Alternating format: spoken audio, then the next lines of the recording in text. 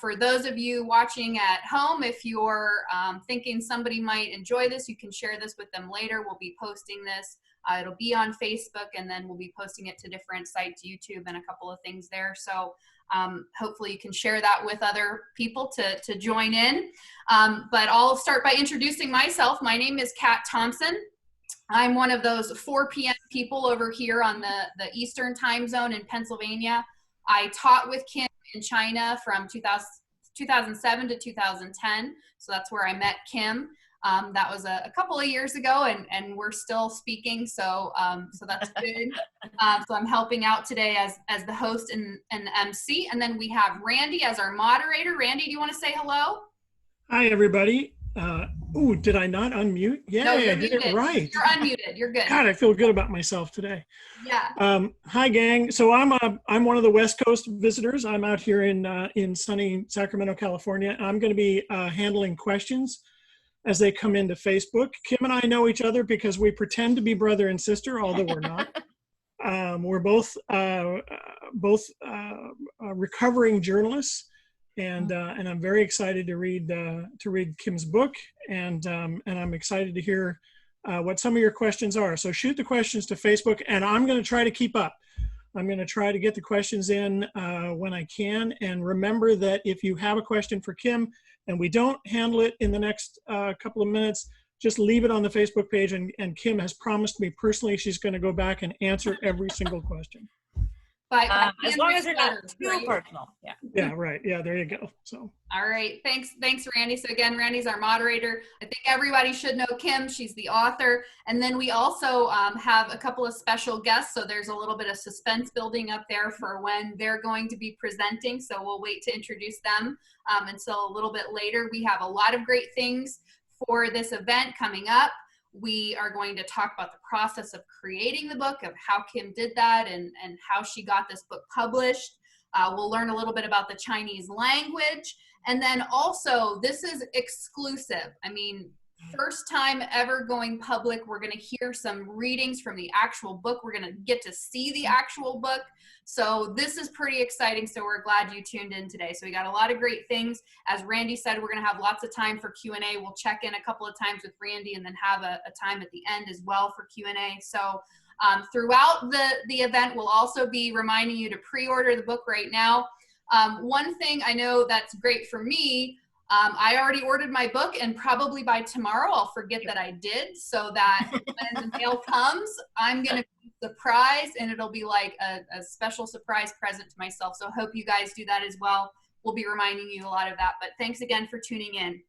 So where we're going to start tonight, or today, I guess the sun's already going down here in Pennsylvania, but I guess it's this afternoon still. But we're going to start with the background for the book. I think everybody knows it was written about Kim's time in China, but before I even do her official introduction, we're going to share a little bit about the backdrop, the setting for the book, so that gives you an idea before we even start what to imagine. And you saw some of the photos on the slideshow there, so already maybe you have an idea, but I'm going to go ahead and share a show here so that Kim can talk a little bit about that. As I mentioned, we're going to remind you, pre-order now. You can check that out on Kim's Facebook page. She has a website, and that's going to link you to the Amazon. But Kim, do you want to go ahead and talk a little bit about the university? Yeah, so the university, CIOS International, it's in, our students always said it was a little village. It's almost 1 million people, but the campus is designed specifically to be the East meets West. And they do this by hiring almost 100 foreign teachers, but they also do it in the architecture. And so what you're seeing there is our administration building. The front of the building is done kind of like that Tiananmen Square, very old school Empire Chinese. The back side of the building is done to look more like a Washington, D.C. building. And you can see how when we do the side profile of it, they literally just like kind of like cut them in half. And the video we have kind of shows you a little bit about the whole campus, which is not just east meets west, but it's like east meets other east and further west. There's an Italian square. There's a copy of Russia's Red Square. There's a Spanish square. All these different things on the campus so that students from our province are introduced to these different types of architecture. They learn about things from around the world. It was also just sort of entertaining to kind of see what will be built next when you're walking down the street and all of a sudden you're like, hey, that looks just like Red Square in the middle of, you know, central China. So we'll take a look at that video and you guys can have a gander at more of the university.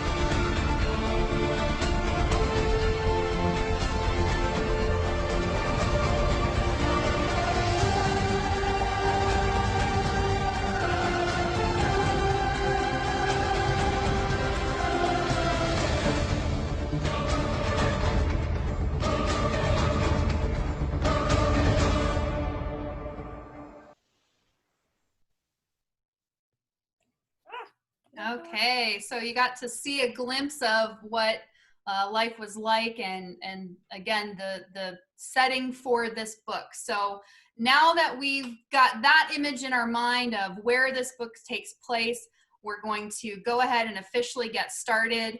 And I'm lucky enough, I was so excited that Kim let me do this. I get to introduce her as we meet the author and talk about her journey to write this book. So thank you for letting me do this, Kim. You trust me, so I'm glad. But I've trusted you with my life, as she was my fire chief in China one time. You'll have to ask her about that. But as I mentioned, I was blessed that my 3 years in China were sandwiched by Kim's 5 years. We had a lot of adventures together with, I think, some of the folks that are tuned in on Facebook right now, whether those adventures were right on campus. You know, we had our teachers' living quarters that was like we were college students, except we were the ones that had to assign the homework. We traveled across China and even here in the States. In fact, exactly a year ago next Sunday, I spent the day with Kim while I was visiting my family in NorCal. So even over 10 years later, you can see the relationships built through that experience still stand today. But during all those adventures, Kim's background in journalism gave her that inquisitive eye to take a look at the things that we were all experiencing, the life we were living as rock stars, sometimes it felt like, but she got to see that in a different way, I think, than the rest of us. She was able to put it into words like I never could. I mean, she studied journalism at Sacramento State University. She has more than 20 years of experience writing for newspapers between the Sacramento Bee and the Davis Enterprise. And a lot of that career in journalism was in sports journalism, which came in specifically helpful to us during our trips to the Beijing Paralympics. We had a huge basketball tournament, which we danced live on TV for all of China during the halftime show. And you could see some of the photos on Facebook there with Kim and I and all of our 5-foot glory next to those very tall basketball players. She was even our basketball coach for the women's foreign faculty basketball team. And we were a little bit of volleyball stars as well a couple of times. But if you followed her Facebook page, you saw from her debut stand-up, her sense of humor, but also that she spent a summer working with African-American expressions, writing greeting cards and driving a forklift, which is also really important for journalism to, be well-rounded, I think. But taking that experience at CIOS, she taught newspaper reading courses and also American culture through film, which I don't know how she got paid to watch movies and talk about it with students, but she did a really great job, and I know they really appreciated her and learned a lot through that. And then after China, she continued telling stories, but this time about art. As some of you know, she spent 3 years working as a tour guide for the Broad Museum in downtown LA. So taking into consideration all that background and experience, her quick wit, her wisdom, her wordsmithing, it always made for a great time, but it also allowed her to see the experience through a different lens. And that's the unique thing about this book. All of these points converge into this memoir, and that's why I'm so excited about it, and I think you should be too. And so it's truly an honor and a privilege for me to officially introduce the storyteller, the author of Unbound Feet, and my dear friend, Kim Orender. Kim. Oh, thank you. Thank you. I feel as if I should be thanking the Academy for this award that I just received. You should. And it's a culmination of a lot of different things. But I would be greatly remiss if I didn't give massive shout outs at the beginning to 3 friends who really kind of kickstarted me into writing it. Many people had told me, oh, your stories are funny, you should write this down. But it was 3 people specifically, Shay, Karina, and Shannon. And they were with me from the get-go, and they helped me organize writing, and they helped me get all that thing. Because as a journalist, while I was living in China, I had a journal. I know it's very cliche. But I had a journal that I wrote in. I wrote emails home all the time. And so for the book, a lot of it was my own recollection, but I had done a lot of the writing ahead of time. And it was a matter of just sort of like curating those different stories and what really was the story. It's 5 years. The book, don't worry, people, it's not 5 years of things. It is those points that I found that really kind of impacted me, things that I continue to hold on to today, lessons that I've learned. Because like Kat said, I went over in 2006, and people I met that very first day are still some of my very dearest friends, and just built a really authentic community.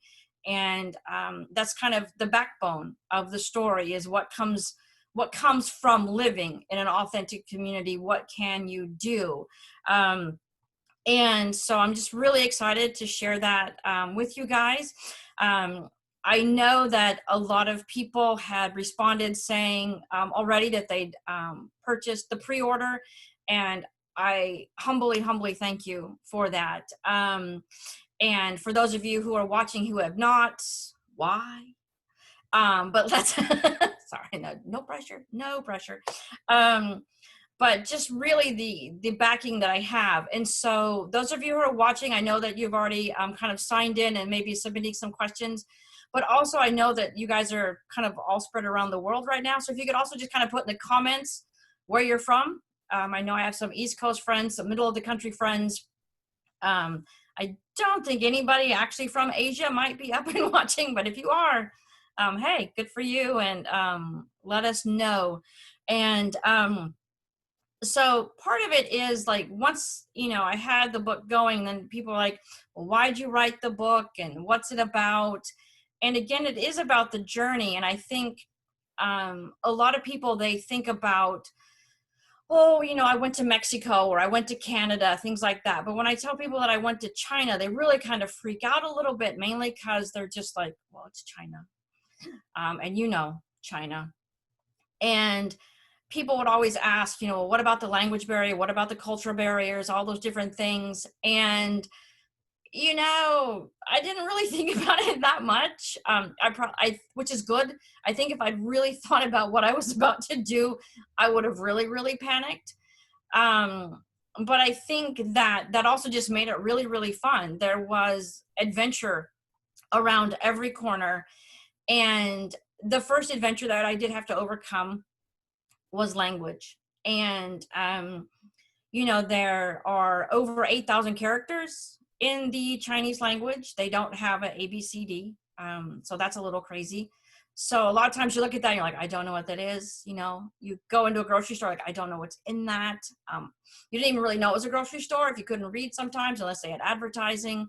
But the thing that was really fun is once I started taking language classes and I started looking at the characters, there was a story that was there and a story that was really fun. I remember my first semester, after horribly disappointing my Chinese teachers, going to the local bookstore and to the children's section and getting flashcards that would have the character on one side, and then the back side it would say like grandma, dad, and just kind of learning characters that way. But I wanted to share from the book. So this is, I feel like it's story time. So everybody, you know, pull up. I'm going to take a little sip of drink because I'm a little parched. But, you know, sit back, get comfortable in the chair. Okay. All right. So this is my first landing in Beijing and my first attempt at using the language on people other than my other foreign people. Okay. As we crept closer to Beijing, I practiced all the Mandarin I picked up at our introductory camp. It took less than a minute. Ni hao, hello. Ni hao ma, how are you? Xie, thanks. And for some odd reason, Shenma, what? Maybe it would have been a good idea to pick up a Rosetta Stone recordings, but hey, the language classes at the university would be enough, right? As my stomach turns, I'm rethinking my lack of preparation. I make my way to the back of the plane where there is an extra space to stretch. The flight attendant asks me if I'd like a drink. Sadly, they do not have ginger ale, so 7-Up it is. I do not know how to say this in Mandarin, so I point. I take the iceless drink and use my best Xia. She cocks her head and gives me a half smile. Guess my thanks was a bit off. While I didn't know much Chinese, I did know it was a tonal language. The idea that one word could have 4 different meanings depending upon which tone was crazy to me. First tone words are pretty easy. They're like a monotone, ma, which means mother. Second tone would go up at the end, like a question, ma, used for the word hemp. Third tone words, my nemesis, drop down and then go up, a vowel roller coaster. Ma, horse. 4-tone words are the easiest. They're like kung fu chops, fast and sharp, ma, which is used to scold. And with a slip of a tongue, you could actually call your mother a horse. I practiced my 4 phrases again. The captain made an announcement that was so garbled, I'm not even sure the natives on board understood what he was saying because no one moved. Eventually, the fasten seatbelt sign come on. Thank goodness for international symbols. From my aisle seat, I strain to see out the window. I catch a glimpse of the mountains that surround Beijing and scan the landscape for the Great Wall. I figure an object you can see from space should easily be seen from a descending Boeing 747. Turns out you can't really see it from space or the aisle seat. As the ground grows closer, I catch glimpses of buildings that look very similar to those found in San Francisco, which we left 12 hours ago. I wondered where the real Chinese buildings were, the ones with sloped roofs and dragons on the eaves. I kept searching in vain for images from the last emperor. Clearly, I was not prepared for the 2006 version of Beijing. Aside from all the strange writing on signs outside the window, the first indication that we were no longer in the United States happened seconds after the plane touched down. Nearly everyone got up, starting opening the overhead bins and grabbed rice bags filled with clothes and trinkets from their trek to America. My fellow Americans and I were agog. The fasten seatbelt sign was still on, for goodness sakes. There was no reprimand from any flight attendant. People flooded the aisles and we remained locked in our rows. Newbies. Like cattle funneling through a chute, we eventually disembarked and were able to make it to customs. The Chinese official who took my passport was very official. I did my best to smile like my picture and appear trustworthy. He stamped several sheets of paper and my book and handed it back. She? He stared. Dang it, still not the right thanks. We are greeted by Jen, a female version of James Bond and MacGyver rolled into one, who had arranged transportation for us. After quick hellos, she gave instruction for reaching the bus. It appeared there was a gauntlet to run outside. People will try to help you with your bags. Just say boo yao. Boo wow? Boo yao, 4th tone. Boo yao, good. I must have sounded like a babbling idiot as I made my way toward the door. Boo-yow, boo-yow, yow. All language skills were lost as the first blast of Beijing air hit my lungs. It burned, it smelled, it excited. I was distracted by sights and sounds and soon found myself surrounded by a pack of elderly Chinese men and women grabbing my luggage and shouting sounds that made no sense. No thanks, I got it, I'm good. Good job, Kim, your English is impeccable. They continue to grab and pull. Boo-yow, they still pull. Boo-yow, they stop and stare. Ha, I did it. But the pause is momentary as they start up again. Within a few minutes, Jen is at my side, wielding perfect, in my ears, Mandarin. My luggage is secured to her and put on the bus with all the rest. So that was my first landing in Beijing and my first attempt to use Chinese. As you can see or hear, it didn't go all that well. But the one thing that was really kind of fun was to try to write the Chinese language, the characters. And oddly enough, I learned how to write my name in Chinese in high school from a Korean kid. So in Korean, all right, this is Korean. This means Kim. And it's this character. I'll show it to you up here. So that's the character for Kim. And Jacob is probably watching and going, that is not how you did that, but that's okay. Now, in Chinese, this equals the word Jin, which means gold. And my students gave me the name Jinboli, which sounds very much like Kimberly, my full name. So I would go by Jin. My Chinese teacher gave me a very different name. And since children possibly are watching, I cannot use that name on this. But if you get the book, you can see what she named me.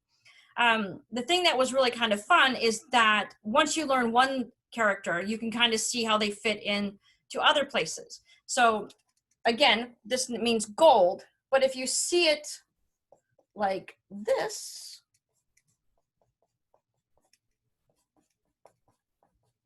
so now you have 3 golds together, that means good business, because now you have a pocket full of gold. You have much gold, so you have good business.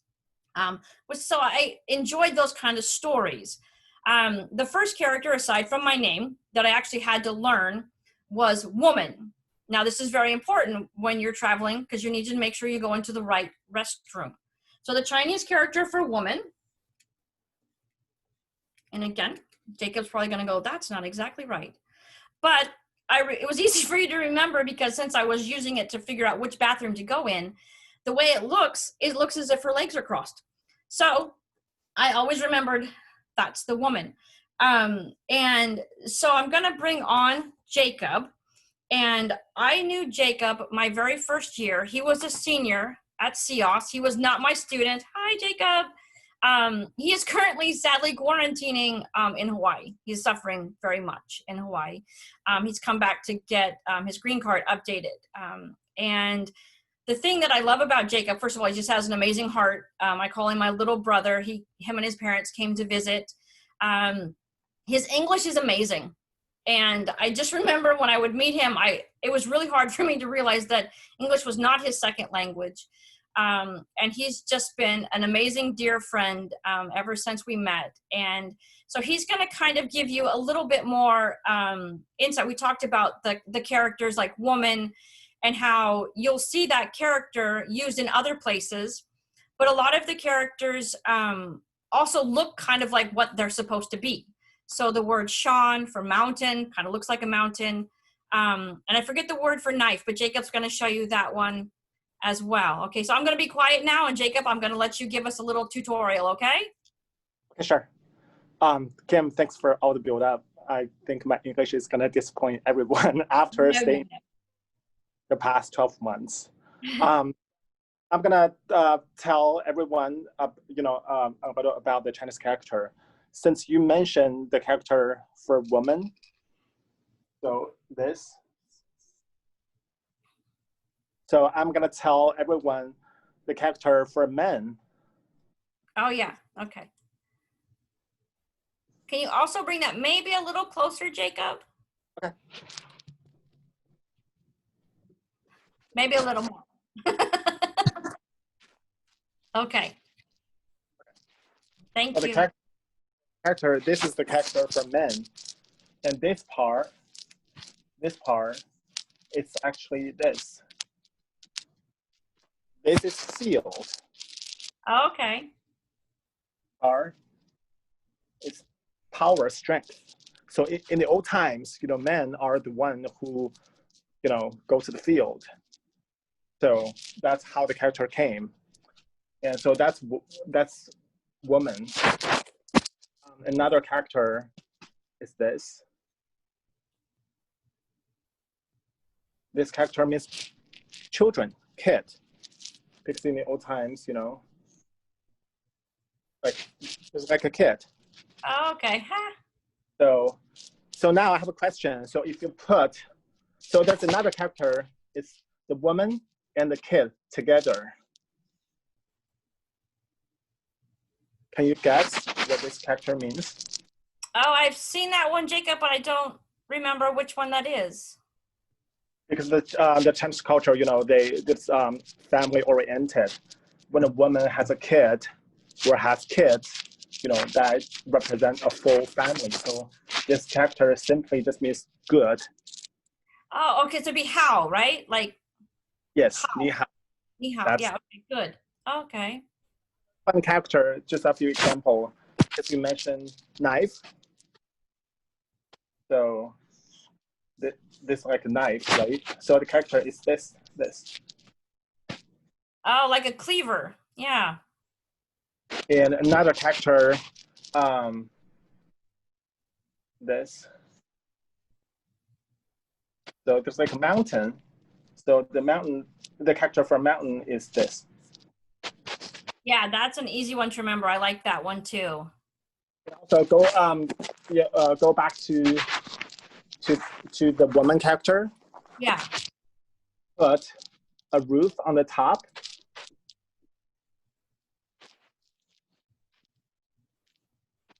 That means safe. Oh, yeah, because the woman is under the roof, so she would be safe. Yes. Oh, And yeah. And this character, it's like a gate or door. So Yeah. that for a door. Mm-hmm. Very cool. Thank you, Jacob. That's very cool. And I hope, yeah, sorry. Yeah, I just hope that, because I know a lot of times people might think that when you look at the Chinese language that it's just this crazy mishmash, but I think if you can learn to appreciate how a language sounds or how it's written, maybe those stories, that it will make that culture less kind of maybe off-putting, and maybe you can embrace it a little bit more. So thank you, Jacob, for taking that time to share your language. Sure. Thank you so much, Jacob. We appreciate it from Hawaii, all the way from Hawaii. We appreciate that. And I know that gave me flashbacks to my language studies and my horrible writing, especially being left-handed. So thank you so much for sharing. So now we're going to hop over to check in with Randy to see what we have going on in the comment section, where folks are from, if there's any questions. So Randy, what's happening over on Facebook? Well, I got to say the shout out to where people are was very popular, and people are everywhere. Right here in the Sacramento area, we've got Citrus Heights and Sacramento, of course, Davis, which would make sense because Kim, I guess, apparently hangs out in Davis from time to time.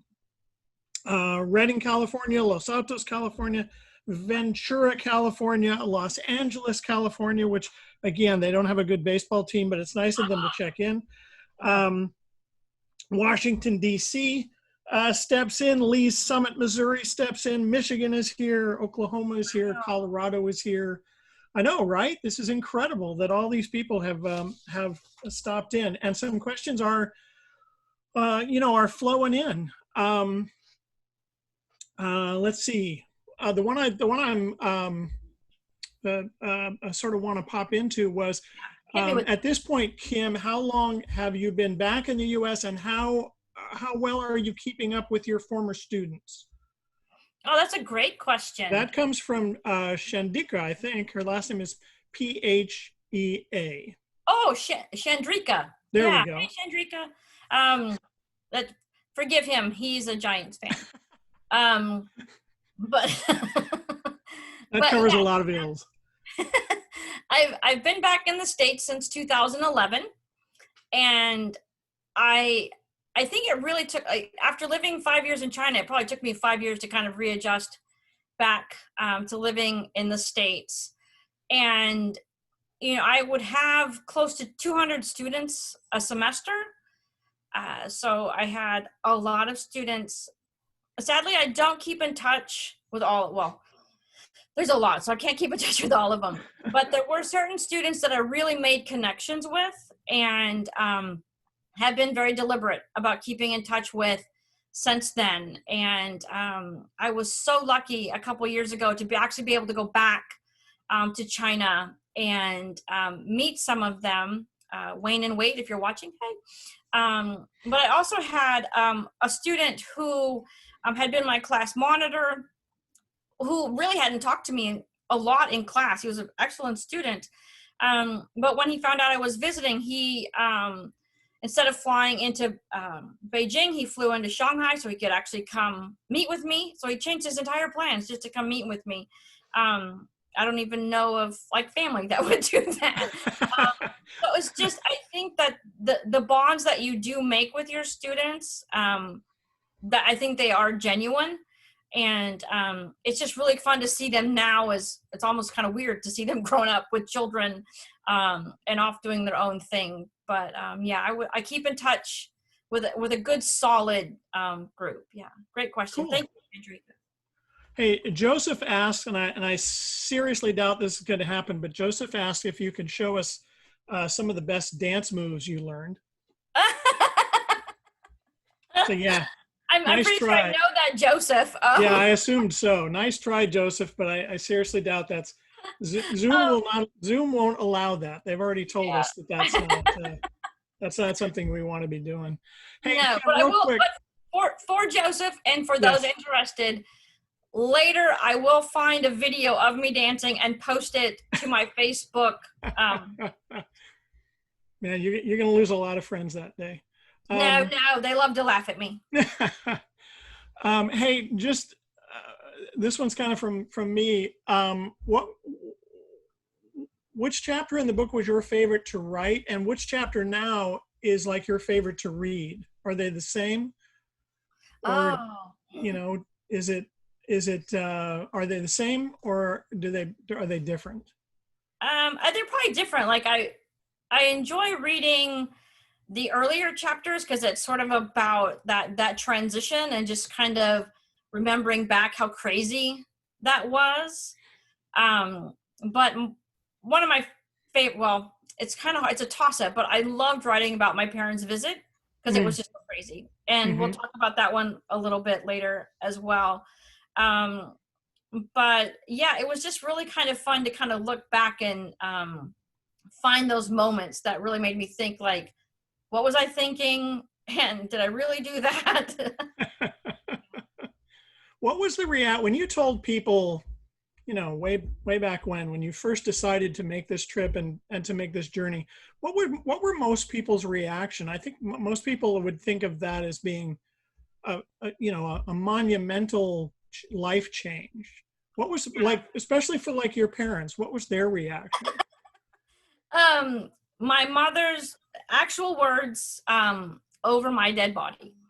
And promise, Scout's honor. And she will admit that. I am an adopted only child.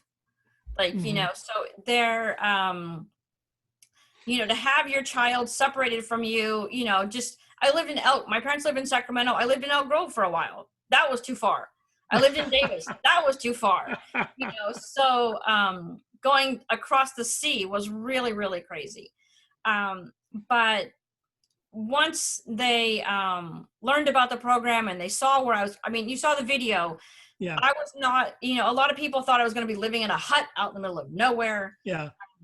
I literally was in a really good place, people. So it was, so they felt good about that.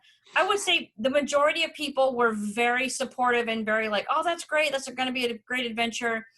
There were some who were really, really afraid that it was, China, but they had grown up a little bit older than myself. And so China was still at that time to them this very off-putting, yes, very off-putting kind of place, and very like, why would you be going there? But I would say, 95% of the feedback I got was just really encouraging. Cool.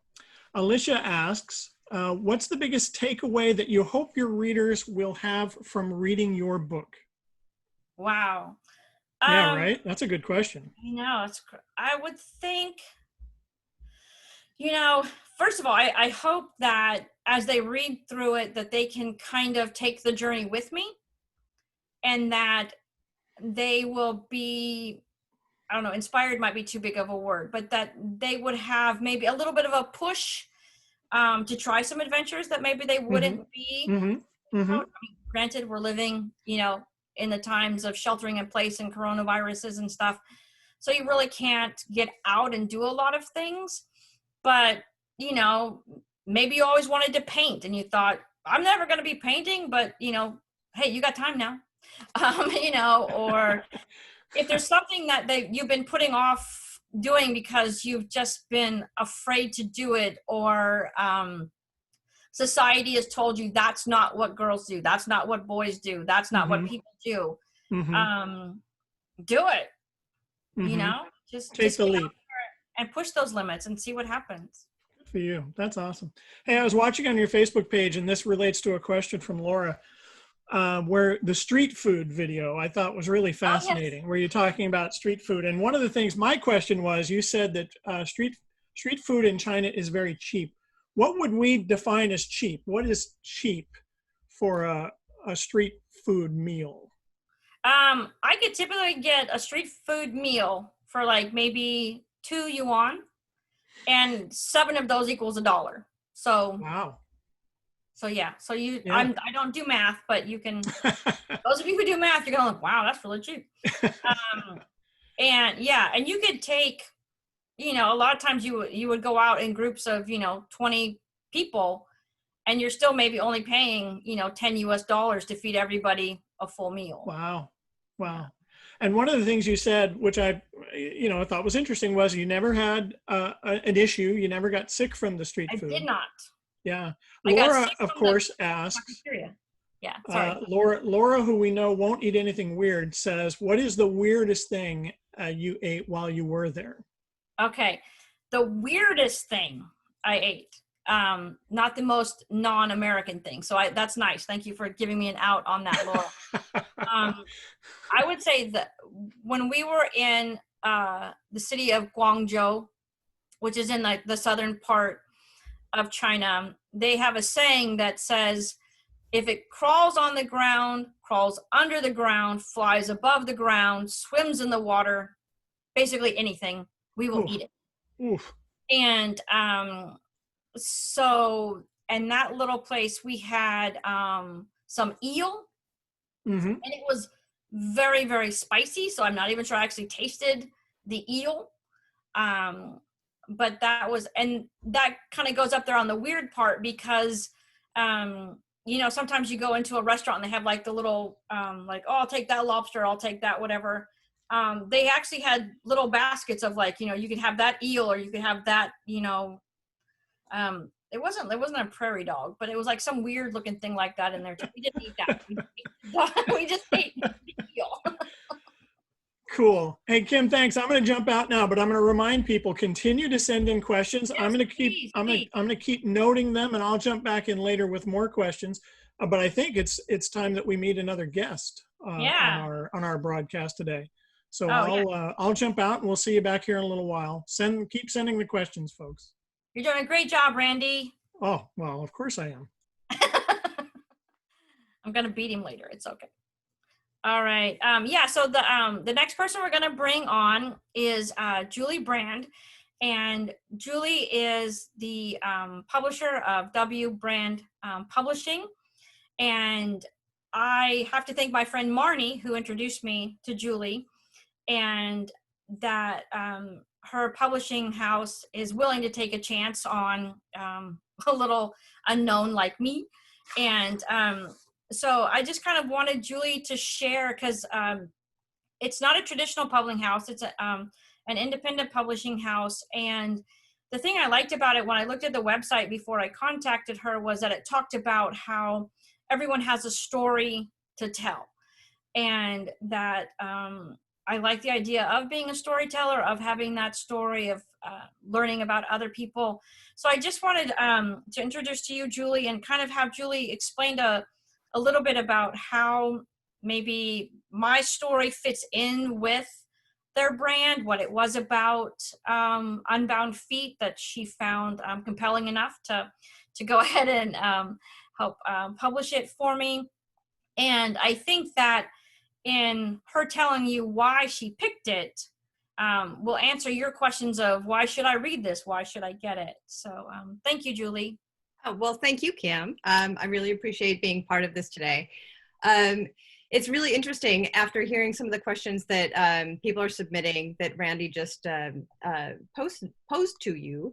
It was a lot of the reasons, it was just confirmation to me, reasons why I was very interested in this book. And fortuitously, 2020 being what it was, and China was in the topics in the headlines a lot last year. And I know that it is a wonderful place and full of history. And when I talked to you after, Marnie introduced us, which shout out Marnie, it was kind of a no-brainer for me, because I think that, you have to get all the story.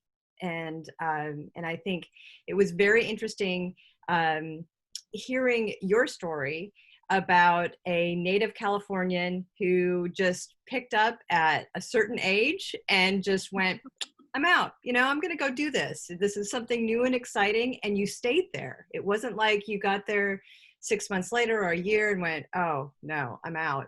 You enjoyed it, you experienced it. And I think that there are so many people, especially now, we're coming hopefully out of this time of quarantine, but we still have, a little bit of time left, that, they can live vicariously through you reading the story. And, it's just lovely too, seeing, the way that you crafted the story, just telling it just like, for just real words. This isn't like, something that you wrote it for everyone to understand. Like this is how you experienced it. This was not, you're not putting on airs. You're not trying to you weren't trying to be superior to their culture or theirs to yours. It was just real. And it was a great journey to take with you. And I enjoyed it so much going through it. And you're such a great writer, and just the way that you tell stories and your humor, that was so appealing to me. And especially, of course, because it was China and I'm interested in going there, but this year kind of shut that all down for us. So anyway, that's, yeah, I mean, it fit in so well with our stories. My feeling is that I really want our stories to reach and connect with people. And I think this one really does that. It fits so well with the rest of our catalog of our memoirs and people telling their stories, that it's something that, people can go, wow, this is, either they're interested in going, or they're like, wow, I just learned a new appreciation for another culture through this book. Cool. I hope that's what other people get when they read it as well. And I think that when you're talking about sort of like my level of writing, I think you're being polite. As a journalist, we're always taught to kind of write towards that 6th to 9th grade reading level. And so it's just sort of like, and then that just fits in my wheelhouse of my normal vocabulary in general. But yeah, there's no big words in here. There is some Chinese, but I give you the English translation of that. So yeah. So again, thank you very much for doing that. And so it publishes, right now you can pre-order, and then it publishes February 2nd. Yes, it'll be available everywhere, hopefully soon, but right now just, online and ebook and paperback. But yeah, we're excited for February 2nd. Woohoo! Yeah. Thank you. I'm excited for February 2nd. It's on my calendar. Yay. Okay. Thank you very much. Thank you. Okay. Now we're going to bring Kat back in, and we're going to talk about a little bit about sort of like the book. We have this down on our thing is called Meet the Book. And so as some of you have seen on the website, hi Kat, the pictures of the book, and on the front, Unbound Feet, Finding Freedom in Communist China. Some people ask, like, how did you come up with the title? And it was, it was one, it kind of poked into my brain a lot just because we'd kind of, studied about that in early China.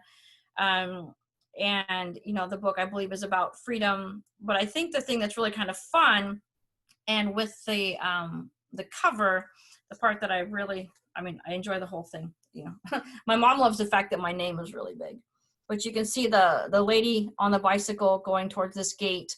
And I think it's sort of like that, FYI, it's not me, but it really feels like me. This cover really feels like me. The fact that, it was sort of like, you don't know what's on the other side of the gate. You don't know where that bike's going to take you. But just sort of like that adventure. And so based off of that, I'm sure, because Julie's one who came up with the cover design. And I'm pretty sure she got that design from my second reading that I'm going to do. And I jumped ahead, Kat, and I'm really, really sorry. It's my bad on that. Okay. So I'm going to read you a little section that kind of goes along with that, that front part. You have to extend grace to me because this is my first time doing this. Okay. All right. The bikes were circa 1970 Schwinn knockoffs. They had baskets on the handlebars. Some even had bells. Some bells worked. Remembering Katie's words of wisdom, I started checking brakes. I picked up the back end of a faded pink bike, gave the wheel a spin, and applied the brake. The wheel spun freely, not so much as even a hint of a squeak of rubber on metal. So, not that one. My attention to detail attracted the owner lady's attention. I used my amazing vocabulary to explain myself. I demonstrated again, spinning the wheel, pulling the brake, and pointed to the still spinning wheel. Jegabuhao. This no good. I picked up the next bike and did the same thing. The wheel stopped. Not immediately, but at least slowed. Jegahao. This good. She used way more Mandarin words than I will ever know. She said them all with smiles and nods, so I took it as, oh yes, I see what you're saying. This is bad and this is good. She wrote down the number of the semi-braking bike and I was off. I rode the bike back through the university toward the rear gate. It was a fairly smooth ride on the cobblestone streets. The basket rattled but stayed on, and the bell tinkled but held fast. I passed one gate and was now on the dirt lot behind the school. Over the next 5 years, the land would be developed into classrooms, cafeterias, and dormitories. But for now, it was an off-road paradise. Following the tracks of the tires in the soft earth, I was soon at the second gate, and there was a guard there. He gave me a bewildered look as if to say, you know this is the back gate and there's nothing out here but fields? I did what I always did in those situations, smiled and gave him my best, Ni hao, Pengyo. Hello, friend. He shook his head and waved me through. Outside the back gate was a single-lane dirt road, used mostly for trash trucks, judging from all the garbage spilled on the road. It ran parallel to the train tracks, which carried mostly coal cars. The trains ran several times a day and night. Their engines were throwbacks to the time of Pullman cars. Watching one pass was like stepping back in time, and oh boy, how they took time. There was a small river that ran along the east side of the university. The train trestle spanned this water hazard was not the sturdiest to walk on, so I understood why conductors slowed down to a crawl to cross it. One day, I remembered putting a penny on a railroad track in America and wondered what a Chinese coin would look like squished. I saw the train was at least a football field's length away, so I put my ijiao, similar to a nickel, on the track and waited and waited and waited. Finally, the train arrived. I waved up at the conductor, who nodded in my direction without a smile. The engine rumbled over the coin, and surprisingly, it stayed on the track. 3 more cars rolled over the silver disc, slowly stretching and smashing it into an oval. It finally bounced off into a surrounding rock. I toyed with the idea of going and getting it right then, but I had read too many stories about trains versus people accidents, and so I waited even more. When I was sure the last car was safely by, I retrieved my flattened souvenir. The large number 1 on the coin was massively elongated, but you could still tell what it used to be. A student told me later I could get in serious trouble for that. Not sure if it's true or something his parents told him to just keep him away from trains. On the other side of the train tracks, the bike tire markings took a sharp turn down the bank.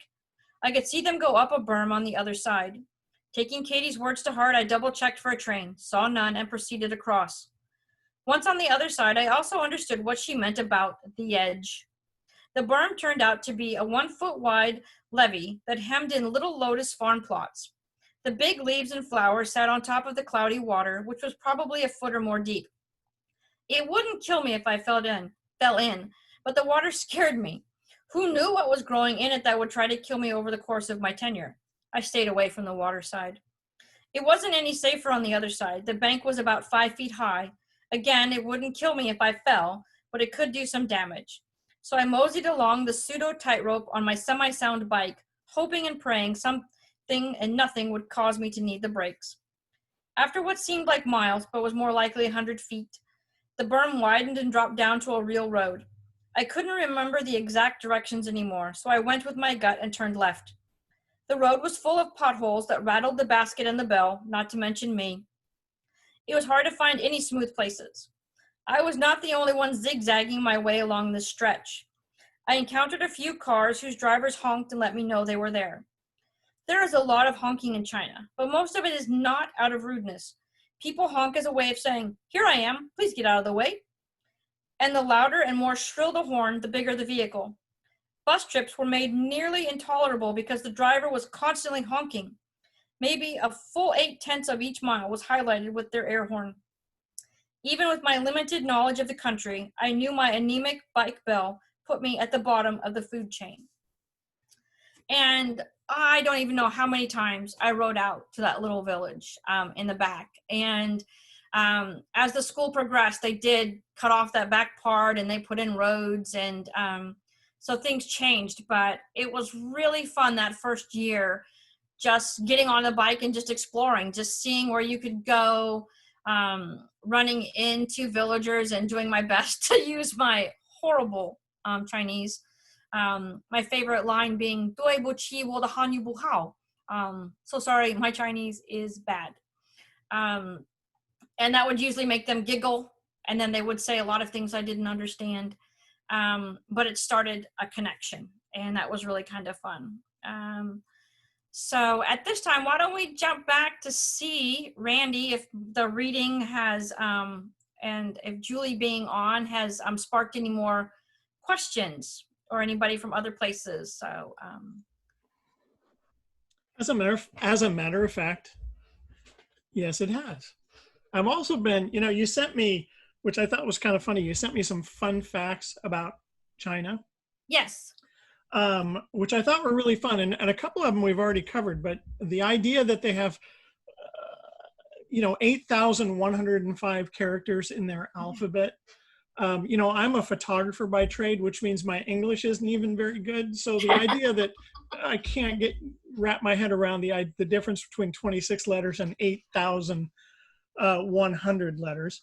I really enjoyed your story about the bicycle. I do a little cycling from time to time. There are 500 million bicycles in China. So that's a question I had actually written for myself to ask you, was whether you partaked in that form of transportation, and hearing you read about that.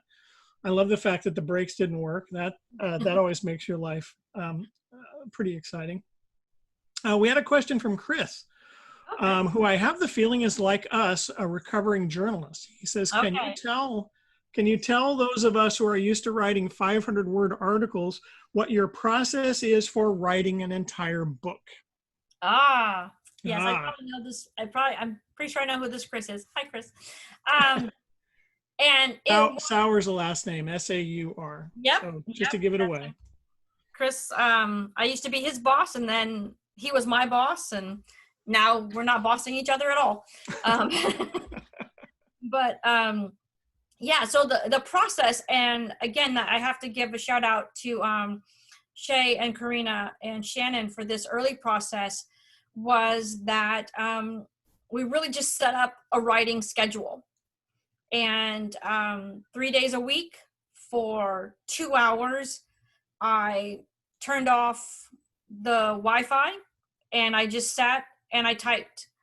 And if a story wouldn't come to me, sometimes I would be just rereading my journal to kind of maybe spark a story. But it was very crucial. And I think that oh man, the first couple times I did it, I would type and I'd be like, whew, man, that must at least be like an hour and a half. And it'd be like, 15 minutes. I was like, oh my gosh, how am I going to do all this? Crazy. But you kind of like once, it also helps in the fact that it was just like retelling a story. So, once I kind of get out of the way of, for a journalist, like I don't need the inverted pyramid, I don't need to follow this style, I don't do, and just kind of write what happened and write what I felt. And,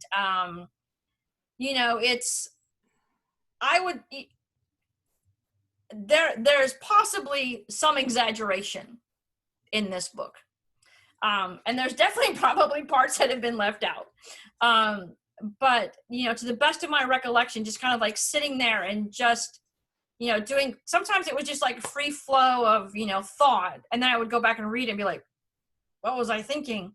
And some chapters would take me a lot longer than others.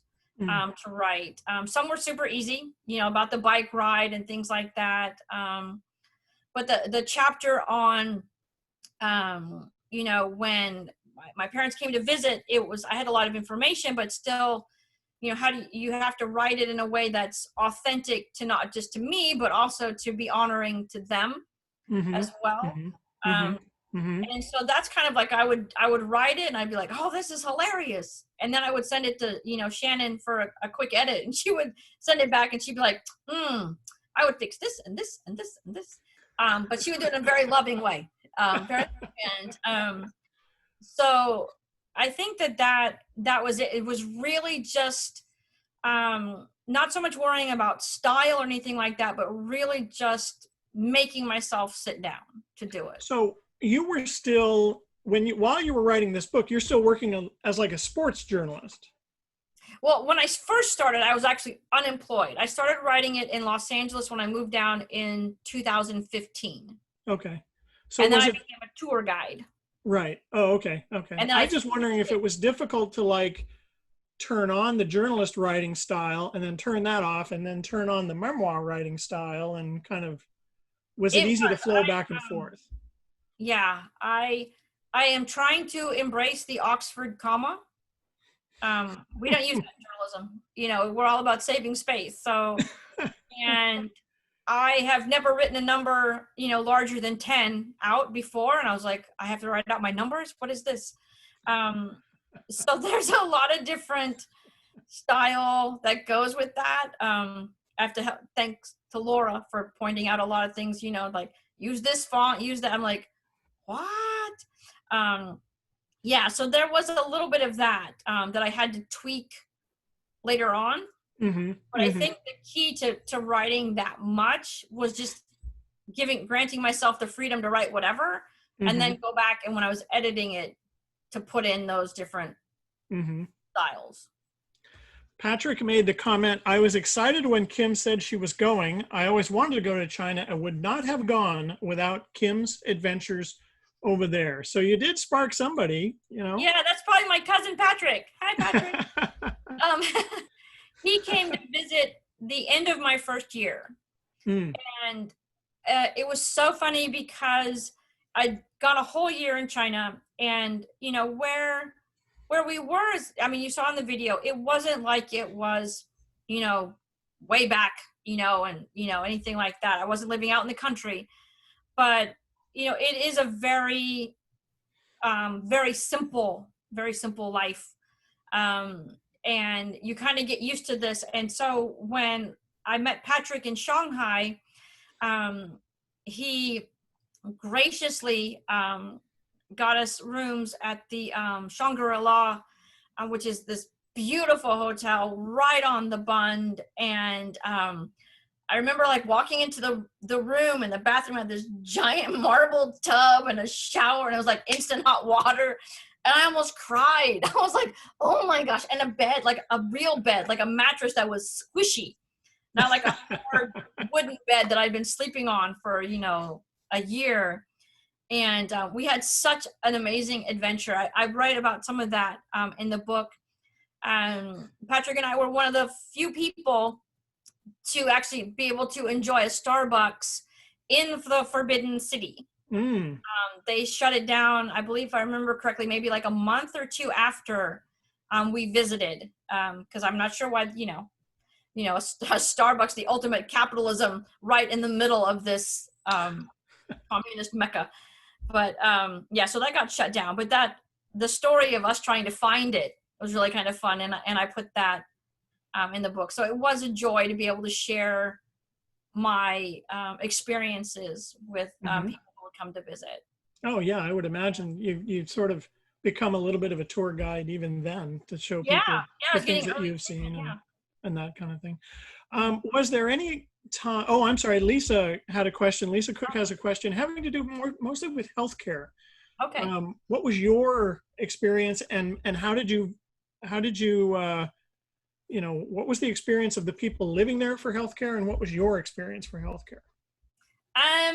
The people living there, I think I can't speak to a lot of people, but I do know that there were individuals who would sell herbs and teas on the street, and that was good for like headaches, backaches, a lot of those things. We had a medical, like a small little hospital on campus, and they were a mix of Western and Eastern medicines. I think if you know me, sometimes I'm a little accident prone.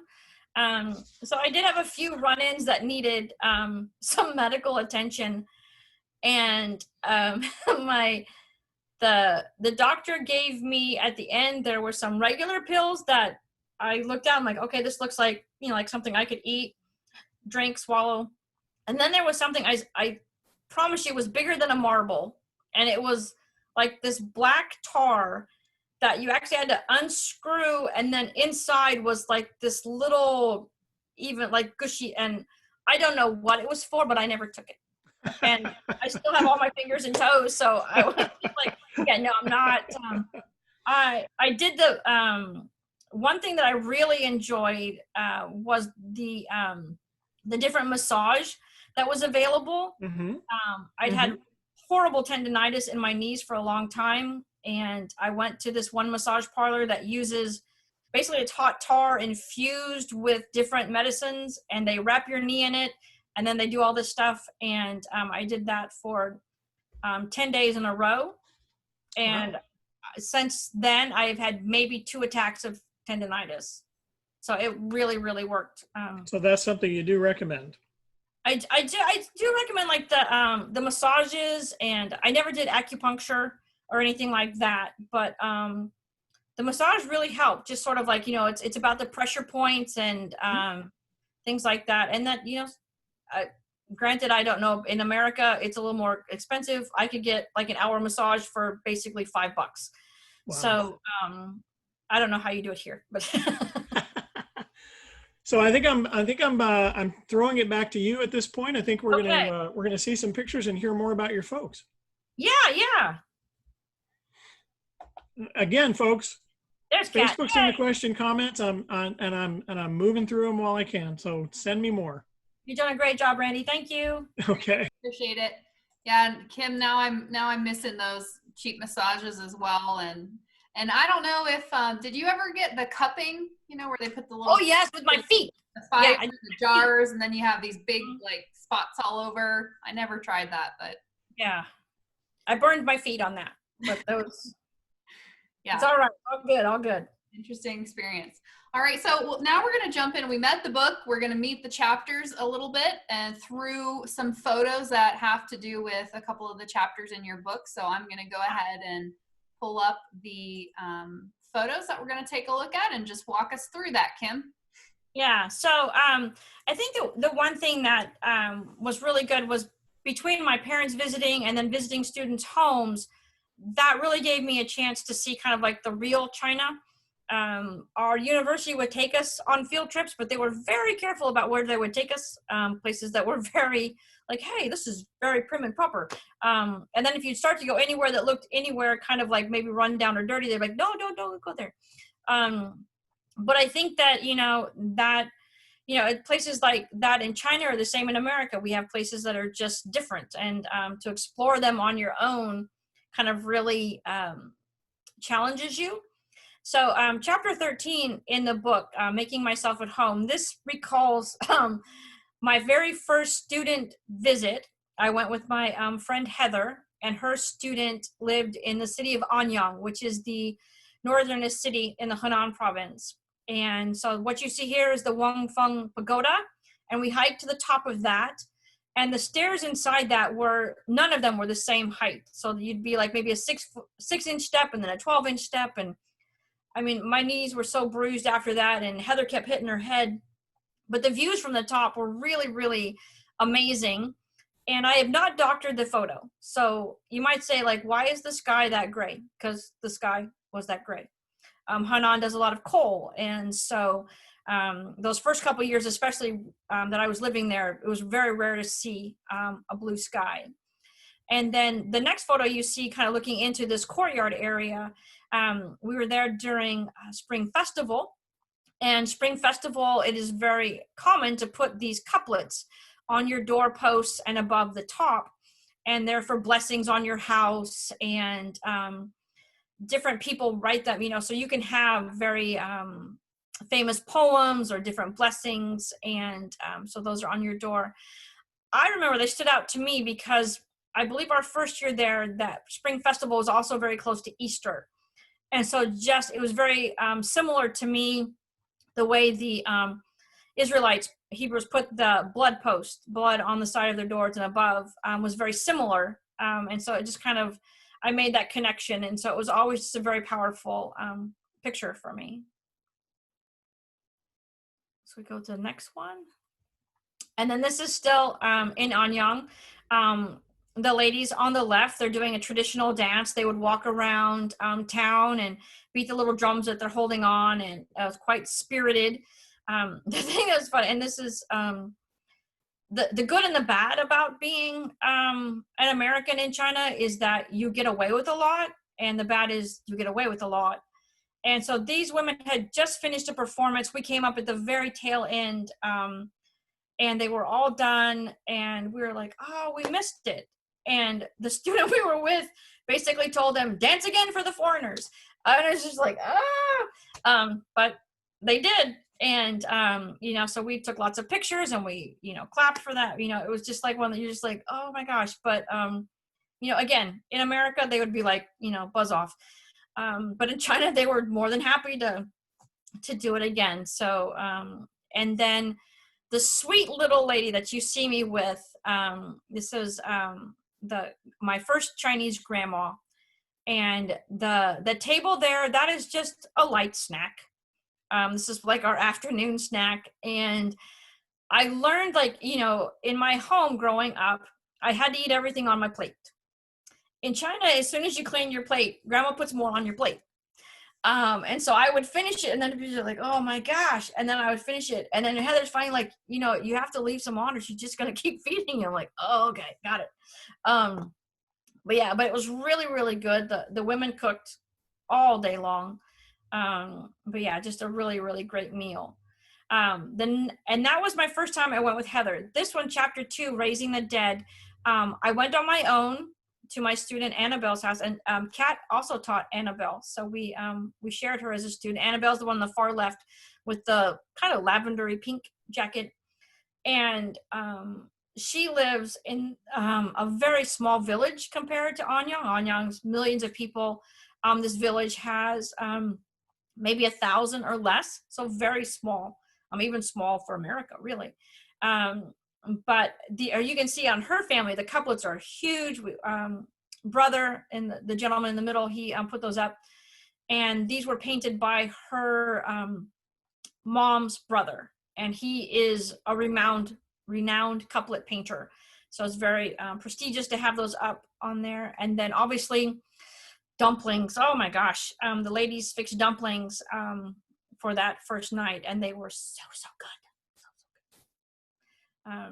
I was privileged. You can see on the picture, this is her village, very different. There's only a few streets, and these are the front house walls. So the houses are enclosed behind here. There's like a courtyard area. On the left are her uncles, and they are burning this gold and silver paper on their dad, so her grandpa's, where he was buried. And the idea is you burn this, and then whatever you burn goes to them so they can use it to spend money on their side. But since it was Springs Festival, you can also see in the background there's just red papers everywhere. We were lighting off like 1,000 round firecrackers to wake the dead, to bring them home for the festival. So I was very honored that they let me go to see this. And then the next, oh my goodness, this is the crazy one. My parents are in the other room, and they're probably going like, oh no, not those pictures. But my parents came to visit me in 2008. And so that parents, earthquakes, and stinky tofu. And so they came. This is our first visit to the wall. And we had a really great time. It was really, really kind of fun just to see them getting out and about. This was easily probably the most crazy thing that they'd ever done. And I was so proud of them because they did it themselves. My parents didn't own a computer until I moved to China. I had to teach them how to turn it on, turn it off, how to use it to email, things like that. So while I was in China, away from home, they used that same computer that they'd only been working on for a little bit to get their visas, to order their plane tickets, to get all that put together. And so I was super, super proud of them for not only doing that, but for, coming over to visit. So that was really fun. So that's them in front of the university. We talked about how it's the East meets West. While they were there, the 2008 Sichuan earthquake happened, and they were staying in student housing. And one of the students wrote this "Beware of aftershocks" on the board. And I'll share a little bit about that in the book. But it was really kind of funny that, they are not California natives, but they have lived in California the bulk of their lives. And so the fact that they go all the way to China and experience another earthquake was like, what? So, and then the last picture, this is them in front of the Shaolin temple when we went to go see the Kung Fu. And the young man with them is Julian, who was a student of mine my very first year, and I got to see him graduate. He came to visit us and stayed with us for Christmas. Just an amazing young man. I think my parents like him more than me sometimes. But he really adopted my parents when they came. He was very attentive to both of them. And so he really, really helped me make that a memorable experience for them. So those are probably my 3 favorite chapters, I think, that experience. And so let's see now. Am I going to read? Yes, I'm reading about those now. Okay. Oh, sorry. Okay. All righty. Okay. So this part is about that earthquake. Okay, when my parents came to visit. That afternoon, I reminded my students that we'd have normal discussion the first 50 minutes, and then I'd go get my parents at the break and bring them for the second half Q&A. They broke out in massive applause, which I interpreted as being happy to meet my parents and overjoyed to not have to listen to me lecture. I cannot remember what movie we were discussing, whether we were looking at genre, plot, or characters, but I vividly recall the first sign something was wrong. "Teacher!" I turned to see a female student standing. It was rare for a student to speak without raising a hand. It was nearly unheard of for them to stand and shout. Excuse me? Teacher, we are having an earthquake. No, we're not. Please sit down. I was arrogantly thinking, dude, I'm a native Californian. I've lived through numerous earthquakes. Tell me we're having an earthquake. It is true. See, it is moving, she said, pointing to the projection screen. The other students were starting to get agitated. I wasn't sure if it was because they agreed with her or were nervous by her actions. It was just a big truck coming by, that's all. No, it was an earthquake. I paused to think, what if she was right?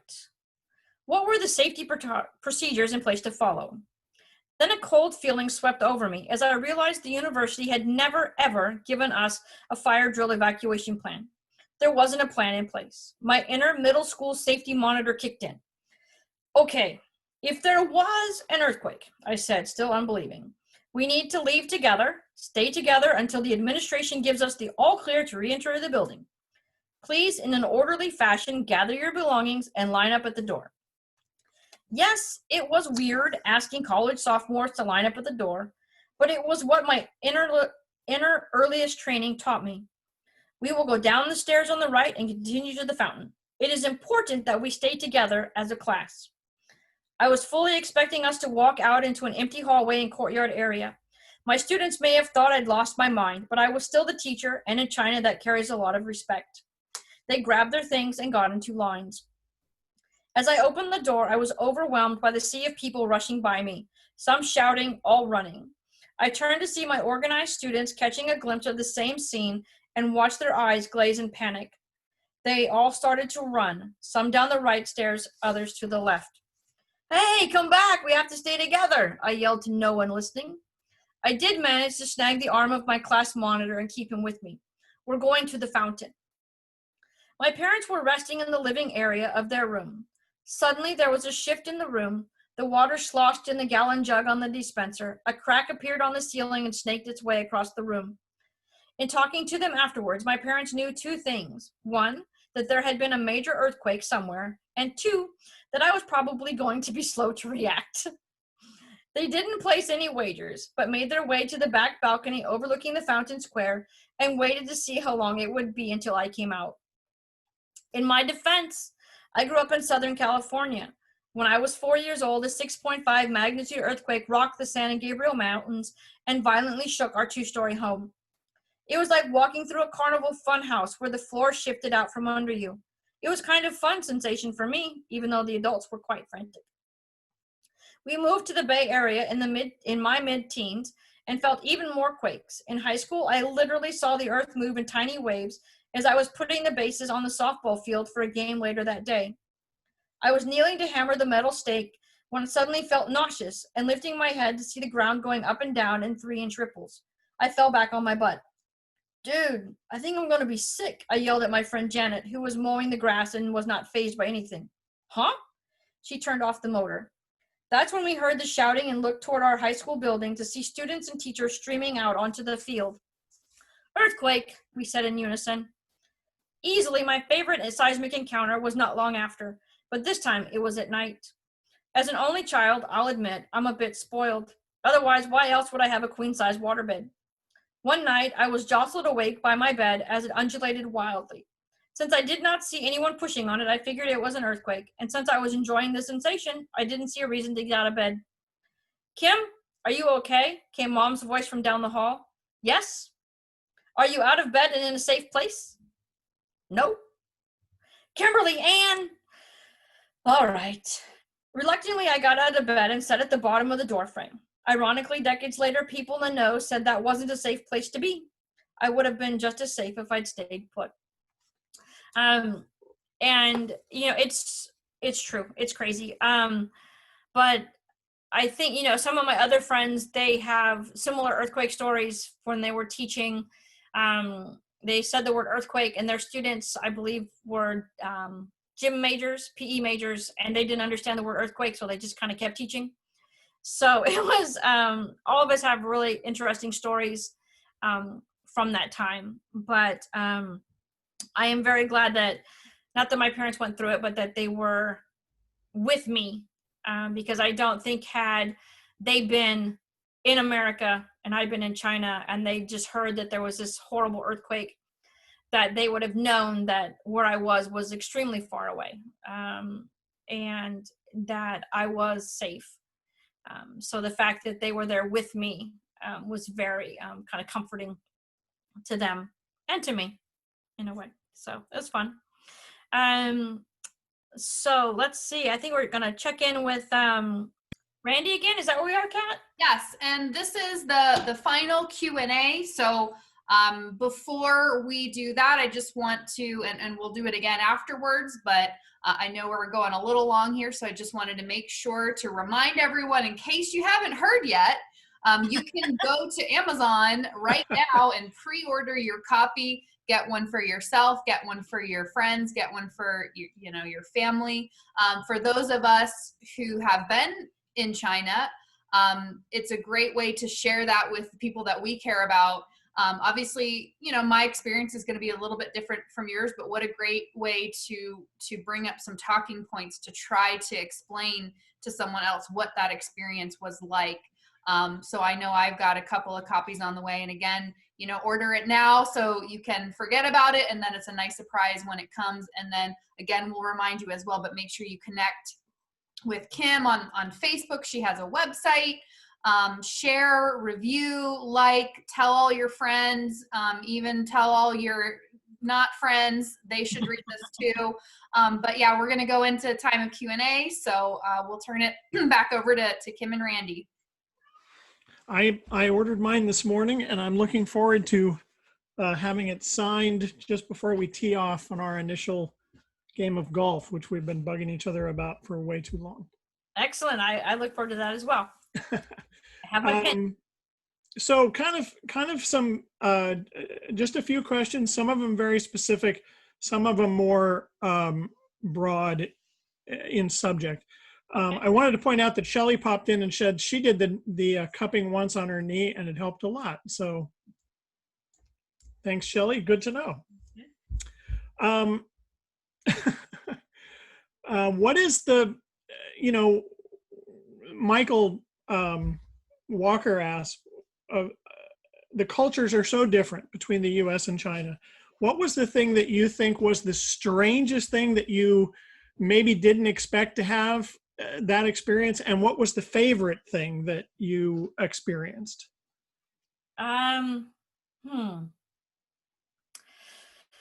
it's really kind of, I think like each year kind of had different things about it.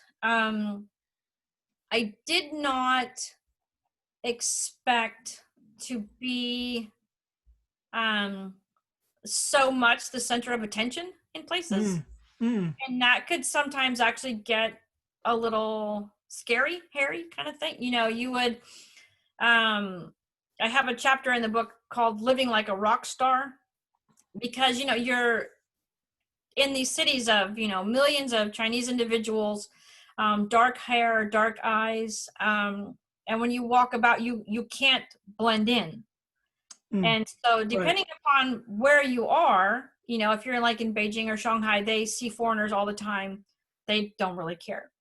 But sometimes when you visit with a student or you go to other places that maybe don't have a lot of foreigners, you can be walking and all of a sudden you just realize there's a crowd behind me. Why is there a crowd? And at first it's like, I want to make photo you, and so you take a few pictures and you're like, okay, this is really kind of fun. Because, there's that little bit of ego. You're like, oh yeah, this is cool. Yeah. Cool. Yeah. Yeah. But then all of a sudden when it goes from being like, hey, one or two people, and then all of a sudden you look and you can't see the rest of your party and you're really kind of in the midst and you're just being jostled. That can be unnerving. I was in Shanghai during October festival, and it's already a city of like 22 million people, and then you add the festival on top of it, and it was just like you try to get on a train and you couldn't move at all. And that was one time, like another shout out to Jacob on this. He would always make sure kind of like find a corner for me and like put me in the corner and then stand in front of me.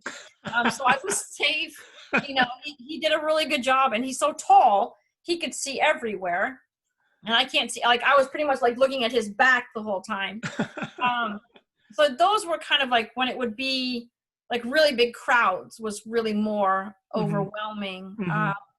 But some of my favorite times were just, you know, meandering through, like, China has so many beautiful parks. I mean, you know, it's a country that's got thousands and thousands of years of history. And part of that is that I think they just learned that over time you need to have space to relax. And so the parks are beautifully manicured, and they've got these, you know, stones and sculptures, and it really is just sort of like walking through there and enjoying those moments, I think was really, really special. Cool. So 2 more to go. It's been obviously a very odd week in the United States for politics. Did you ever feel did the difference between politics in the U.S. and China ever affect you on a personal level while you were there? Affect me on a personal level? No. You never felt like it was something that... I guess, okay.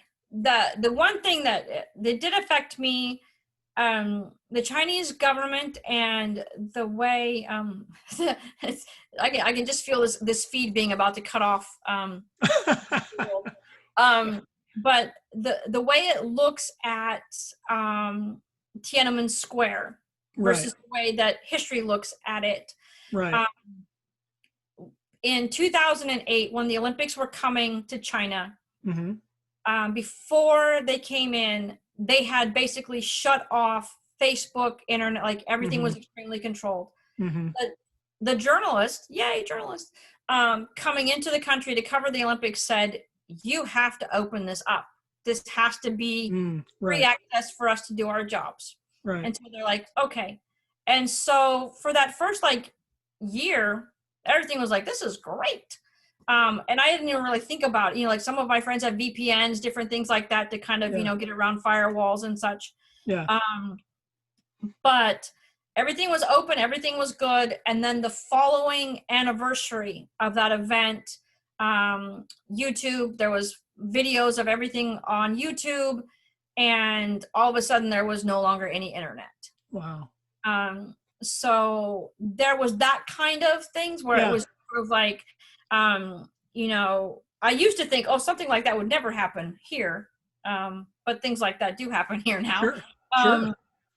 But yeah, so that was mostly it. I didn't have any encounters with like any sort of, you know, government or anything like that. It was more those kind of things, you know, the school set when you had hot water, when you didn't have hot water. You know, the government decided when you had phones, when you didn't have phones, when you had internet, when you didn't.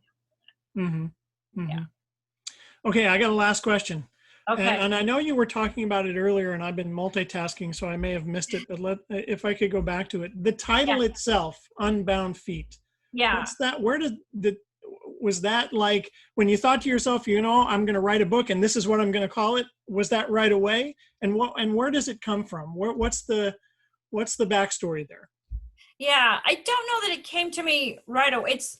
It's hard for me to remember exactly when it came, but part of it was the fact that when I think about and I would read about the process of binding feet. It's horrific. It, you know, it hobbles the women. It's brutal, and you can't recover from that. It's like once it's been, you know, you can't really undo them. Right. And it was one of those things that it was, you know, it's a cultural thing. You know, thankfully they don't do it anymore. They've stopped it for quite a while. But it was one of those things that as I read about it and learned about it, it reminded me, or it made me kind of think about, you know, in America, we don't, you know, hobble ourselves by binding our feet, but there's just like a lot of other things that culturally kind of cripple us, and we allow ourselves to be bound by a lot of different things. And so that was one thing that I kind of came away with from China, was the fact that while my American culture says that, you know, A, B, and C is the way to do something, living in China, I realized, you know what? Sometimes you can go 1 purple 7, you know, and still follow a pattern all your own. And your life can be so freeing, you know. And, you know, I talk about things on, like, you know, a physical, emotional, spiritual, like all those different levels that I went through. And I think that that's where it comes from, just the idea that, you know, and partly, you know, going back to Joe, there was a lot of dancing.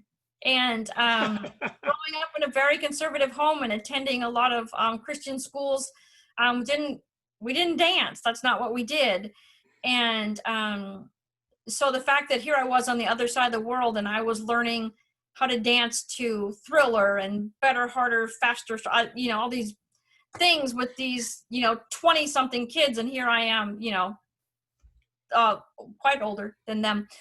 And they were so patient and so kind, but just sort of like that freeing that came from dancing and just being willing to be like, hey, let's just do this. Being able to kind of walk in that in your other aspects of life, I also found to be freeing. And so that's where that comes from, the idea of just sort of like getting out of those things that may bind us in all sorts of different ways. That's fantastic. That's so cool. Thank you. Hey, Kim, thank you so much for you. allowing me to be part of this. I really enjoyed it. Thanks to Julie, thanks to Kat, and thanks to Jacob. You guys have done an amazing job. This has really been fun. Just to remind people, obviously, continue to send in questions. Kim's going to jump over there at some point and start looking at them. But for me, I've ordered my book, so I'm going to go on the front porch and wait for Amazon to bring it to the house. Thank you, Randy. Thank you so much, Thanks, Randy. guys. Thanks for doing that for us. It was great to have an extra set of eyes there. So yeah, and as we kind of just said before, please, you know, go out, order Kim's book, and then connect with her. I don't think you're above asking people to do that, Kim, but it's nicer when somebody else does it for you too. But absolutely share that with anyone you think that might be interested. And Kim, any final thoughts on that? I know there was also a question while Randy was talking about when the book will actually be delivered. I know it's released on the 2nd. Is it just up to the mail after that, or? Yeah, I'm pretty sure that's up to the mail. I don't. Good luck. Yeah. So I don't know exactly where the publishing house is located. So if you're closer to it, it might be faster. But yeah, and just huge thanks to Kat and Randy and Julie and Jacob, and to all of you guys watching, and for those of you who have taken the journey with me, thank you so much. I know, again, a lot of you have already pre-ordered this, and I really am humbled by that. So just thank you so very much, and follow my website for updates on that, and please keep those questions coming. All right. Thank you so much, Kim. And thanks to everyone else. We're going to, if I can remember how to do this right, we're going to go off live. So have a great evening, everyone. Thank you so much for tuning in and joining us. Okay. Bye-bye. Hi, Mom. Hi, Dad. I think we're off. I'm going to stop recording.